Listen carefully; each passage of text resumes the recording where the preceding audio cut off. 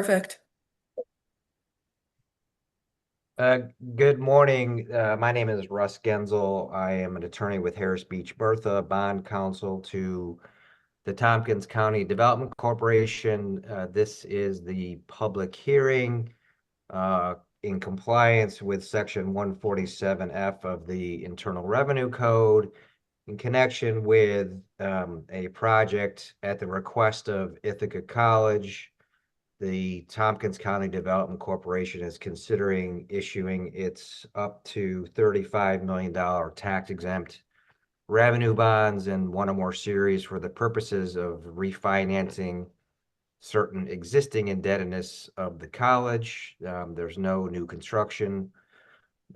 It's simply a refinancing. And at this point, if there are any participants from the public, we would just simply ask that you identify yourself, and we're here to take any comments that you may have. And I don't see anybody on, but I think just as a matter of practice, we keep it open for, a few minutes, and we can certainly talk about other things while we wait to see if anyone decides to join us. And I did say to Ina, I must confess, I said before you guys joined that I highly doubt, even though we're in Tompkins County, that anyone's going to come to this one. So No, I doubt it too. Do the other things we talk about have to be related to this issue?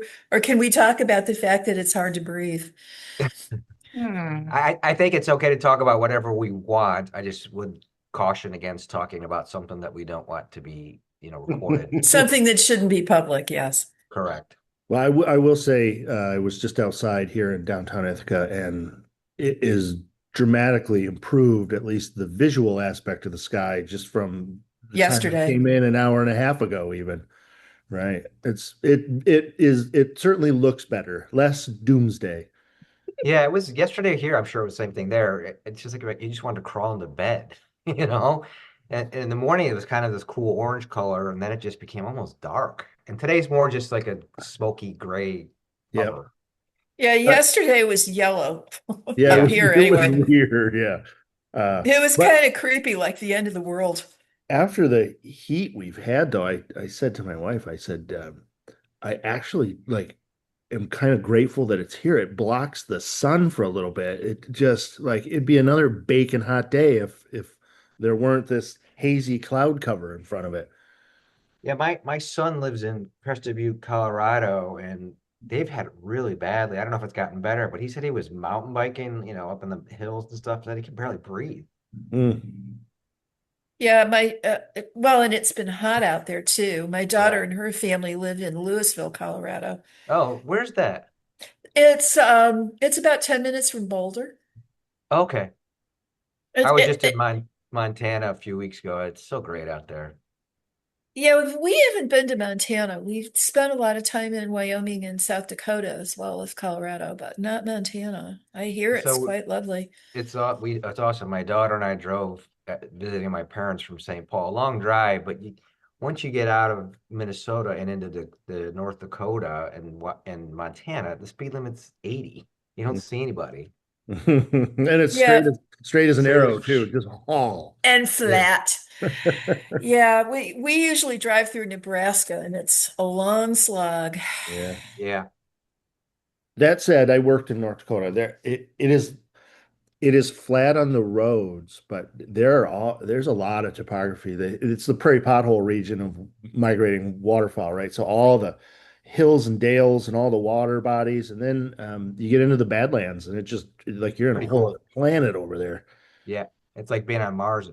Yeah, it's just strange. Big cat country. Even like been out there camping and like looking over my shoulder, thinking some puma's coming after me. I was fortunate enough to fish the Yellowstone River. The weather was horrible, but it was great. Oh, just any moment out there listening to water move and Yeah. My yeah. son's a big fisherman, and he's realized that it's great if you catch fish, but if you don't, you're outside and Yeah, you're just standing in water and casting and yeah. no cell phones. It's Yeah. just It's the meditation. The fish are just bonus, quite frankly. exactly. Yeah.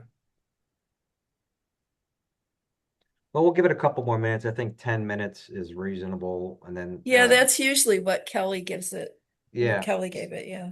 So, once we hit 10:10, it's 10:08 according to my clock. I know we can, shut down the recording and live stream. And then Kurt, if you want to talk about some other stuff, let's stay Yep. on. Yep. Sounds like a plan. Just so you know, no one has joined the conference call, I'm shocked. but I'll keep it open until we shut things down. Yeah. Thanks, Ina.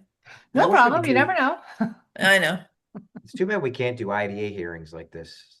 I think we have done some. Well, during you could COVID, during we did. COVID. It was different. Oh, okay.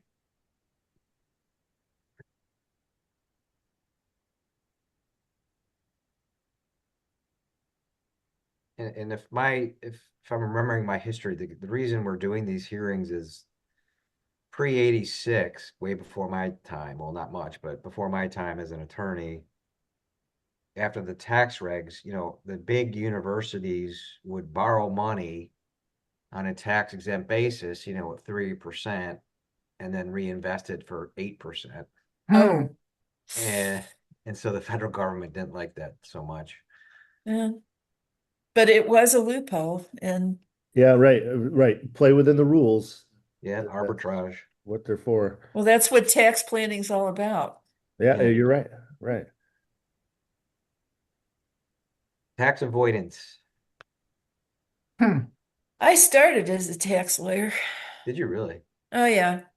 And then, well, yeah, I really loved my tax classes in law school, but then I went to work for the tax division at Justice. Oh, really? And so I turned into a litigator rather than a tax lawyer. Were you in private practice, Deb? I only was in private practice for a year, 18 months, somewhere in there. My first husband worked for Dun and Bradstreet subsidiary, and he kept getting Oh, yeah. transferred. And we ended up in Winston-Salem, North Carolina. So I worked for Womble Carlisle, Sandridge and Rice, which was at the time, it's probably a different name now, which was at the time the biggest law firm in the state. Oh, great. When, Deborah, when did you move here? We moved here in 2009. Oh, jeez.